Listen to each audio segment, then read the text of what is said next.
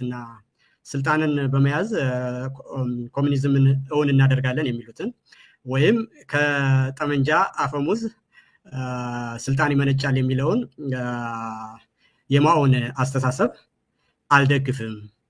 ነገር ግን የህልውና ትግል ባጋጠመው ጊዜ አንድ ማህበረሰብ ራሱን መከላከል እና የተፈጥሮ ህግ ስለሆነ ያን በህይወት ለመኖር የሚያደርገውን ትግል የፖለቲካ ወይም የፖለቲካ ስልጣን ለመቆጣጠር የሚደረግ የስልት አማራጭ አድርጌ አላየውም።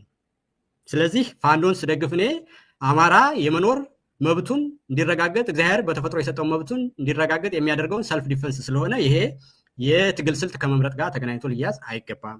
ሁለተኛ ፋኖም የሚያደርገው ትግል ጠመንጃ ያለበት ህዝባዊ እምቢተኝነት እንደሆነ አምናለሁ። አሁንም የህብረ ኢትዮጵያ አባል መሆኔንና አለመልቀቄን ነግሬህ ነው የተለያየ